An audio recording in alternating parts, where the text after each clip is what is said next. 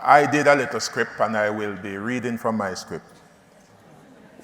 One of the greatest or the great fortune of any law enforcement entity, and I will dare to include business entity, is the entity's ability to form and maintain partnership. Money answereth all things. I'm a preacher, right? But here is a little secret. Partnership gives us wings, for they are the dynamos upon which we plug our strategies and business processes.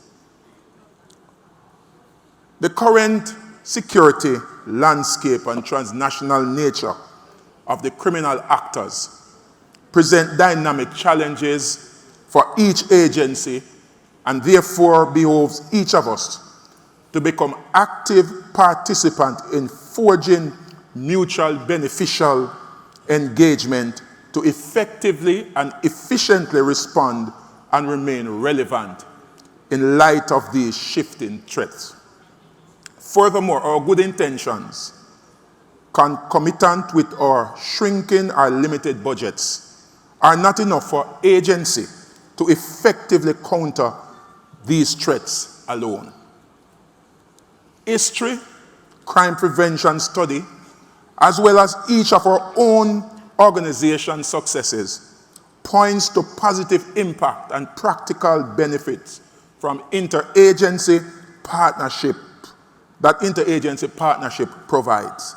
And I must commend custom that the security force have had a long working relationship with in terms of partnership.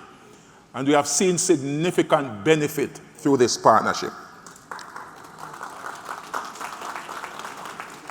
These collaborations aid us in achieving the common mission of crime control and prevention. Partnership draw entities into a symbiotic relationship with each entities to pool or applied skills, knowledge, tools, and purpose to develop constructive energy to respond proactively and react with a higher degree of certainty. The thought processes that led to the formation of this kind of partnership, if you look at the 1990 United Nations Congress resolution in the prevention of crime and treatment of offenders, which state that crime prevention must bring together those with responsibility for planning and development, for family health, employment and training, housing and social services, leisure activities, school, the police, the justice system, in order to deal with the condition that generates crime. And this is cited from the United Nations. Now, Selvin referenced that we have to go beyond law enforcement. We have to get other non-law enforcement agencies and businesses to be partners with us in this fight. More than 3 decades after this resolution, the approach remains relevant, evidenced by us gathered here today to crystallize our thoughts around collaboration, collect our resources, experience, and practice to counter the effects and activity of transnational organized crime and removing the profit and prestige associated with these crimes. As stakeholder, it is our responsibility to disrupt those institutions that are likely to give rise to these activities and to develop effective countermeasure in the form of partnership to remove these ill-gotten gain. It is our duty to deny or reduce opportunity for these criminal actors to operate or escape justice. But there are some problems that impact on partnership. One, insularity.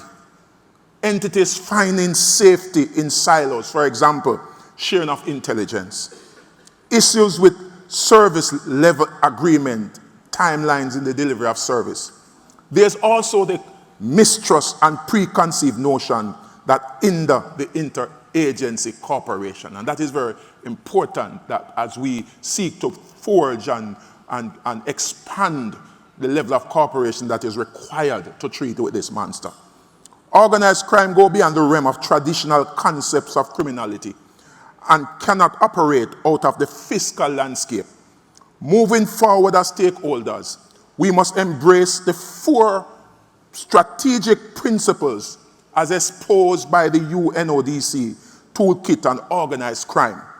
That is the principles, first one, to prevent organized crime from infiltrating societal institutions and sectors, to protect victims and the vulnerables, and I heard some of the speakers reference that, from the impact of organized crime, to pursue, which is so critical, criminal groups, seize their illicit gains and degrade them over time, and to promote partnerships and cooperation at all levels and among critical stakeholders, government and non-government. These principles represent a comprehensive and pragmatic approach to addressing the complex phenomenon on organized crime.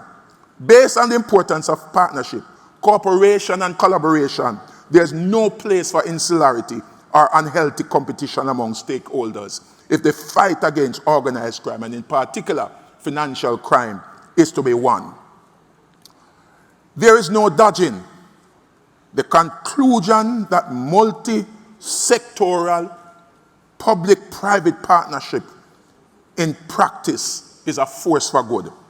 Our present condition demand collaboration and agility. I end with this reminder from Benjamin Franklin. We must all hang together, or assuredly we shall hang separately. Thank you very much. Here, here.